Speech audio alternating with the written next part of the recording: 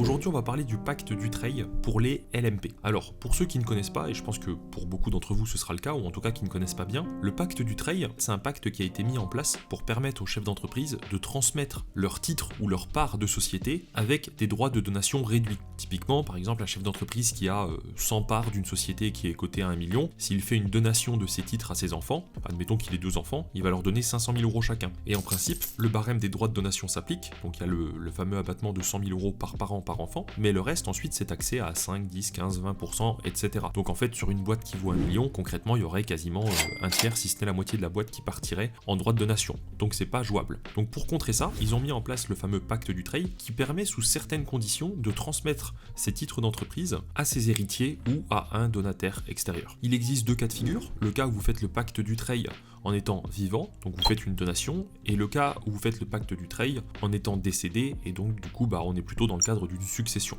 Bon, voilà, j'espère que jusque-là c'est clair. En fait, le pacte Dutreil permet un abattement de 75% sur les droits de donation des titres. Donc ça veut dire que la fameuse société qui vaut, comme je l'ai dit, 1 million, finalement vous pouvez la donner que pour l'équivalent de 250 000. Donc si vous n'avez pas fait de donation aux enfants, au final il y a un abattement de 100 000, donc il reste plus que 50 000, soit 25 000 € chacun si vous avez 2 enfants, à leur donner, et donc c'est finalement très peu taxé pour donner quand même une valeur de société qui est quand même importante. Sans vous embrouiller la tête et rester trop longtemps dessus, typiquement on l'a dit, il y a 2 cas de figure, soit la mise en œuvre en cas de décès, donc là c'est relativement simple, lorsque le chef d'entreprise qui veut transmettre ses titres est vivant, il doit prendre un engagement, alors soit collectif s'il y a plusieurs associés, admettons si vous avez 3-4 associés, soit s'il est tout seul, on appelle un engagement unilatéral de conservation des titres pour au moins 2 ans. Donc ça veut dire qu'il doit, après la mise en place de ce pacte, conserver ses titres au moins 2 ans. Une fois qu'il décède, s'il a décidé d'opter pour l'option disant que le pacte s'appliquait en cas de décès, alors les titres sont transmis aux héritiers, selon les modalités classiques prévues par la succession, et en fait les héritiers, aussi nombreux soient-ils, doivent s'engager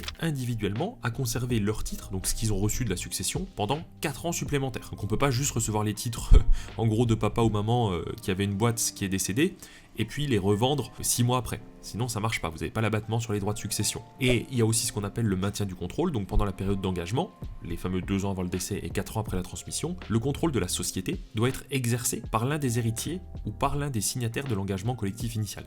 Donc ça veut dire que pendant que la personne qui fait la donation est vivante, elle peut exercer le contrôle de l'activité, enfin la direction de l'activité. Par contre, une fois qu'elle est décédée, il faut que ce soit l'un des héritiers qui reprenne le contrôle de la direction de la société. S'il a juste un rôle trop passif, ça ne fonctionne pas non plus.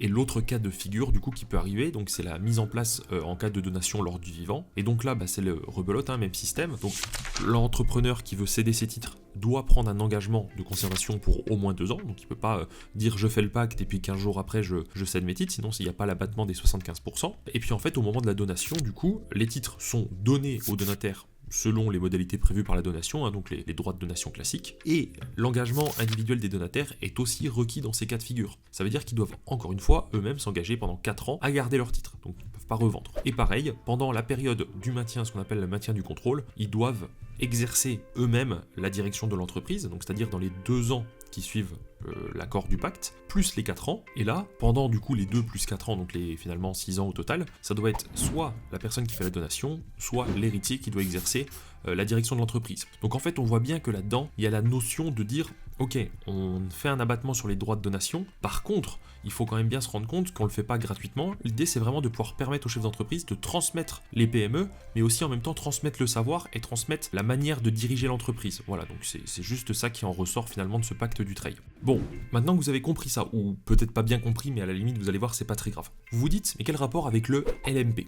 En fait, il faut savoir que les sociétés qui sont éligibles au pacte Dutreil transmission, c'est son vrai nom officiel, il faut que la société ait tout simplement une activité opérationnelle prépondérante qui est soit industrielle, commerciale, agricole ou libérale. Donc juste pas d'activité civile. Peu importe que ce soit l'impôt sur le revenu ou l'impôt sur les sociétés. Donc que vous soyez en nom propre ou au travers d'une personne morale comme une SARL de famille ou une société en nom collectif, d'après le texte de loi, vous êtes éligible. Donc c'est plutôt une bonne nouvelle, puisqu'on se dit, tant mieux, ça veut dire que le patrimoine que je détiens en LMP, donc mes immeubles ou mes appartements, sont éligibles au pacte Dutreil, et donc je peux le transmettre à mes enfants avec 75% d'abattement. Donc si vous voulez quelqu'un qui a un patrimoine d'1 million d'euros, oui, il pourrait très bien dire, en fait, je peux donner ce million pour un équivalent de 250 000 € seulement, et donc ne payer finalement que très peu d'impôts pour transmettre son activité de loueur meublé professionnel.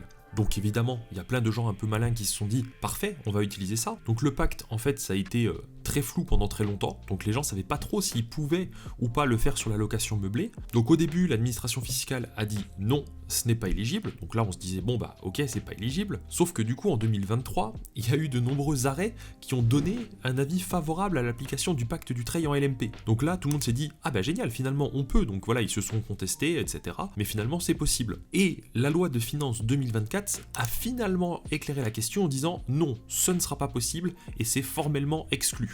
Donc l'activité de location meublée professionnelle, bien qu'elle soit commerciale et qu'elle peuvent initialement répondre aux conditions du pacte du Treil, est exclue. Donc là, ce coup-ci, il n'y a plus d'interprétation possible et il n'est pas possible du coup de bénéficier donc des abattements sur les droits de donation ou de succession de votre patrimoine en LMP. Sur le LMNP, la question ne se pose pas puisque c'est une activité civile de gestion de patrimoine. On reste en entreprise individuelle BIC, mais comme pour être LMNP, il ne faut pas que ce soit votre activité principale, et bien là on ne répond pas aux conditions que l'activité doit être prépondérante. Donc le LMNP a toujours été exclu et personne ne s'est jamais posé la question là-dessus. Mais voilà, le doute persistait pour du coup le LMP, et donc aujourd'hui je peux vous affirmer que non, ce n'est pas possible, et non, vous n'êtes pas éligible à l'abattement. Donc si vous décédez et que vous avez des biens immobiliers qui étaient en LMP, eh bien va s'appliquer la plus-value donc de court terme et de long terme, et les droits de succession classiques sur des biens immobiliers s'appliqueront pour vos héritiers, tout simplement.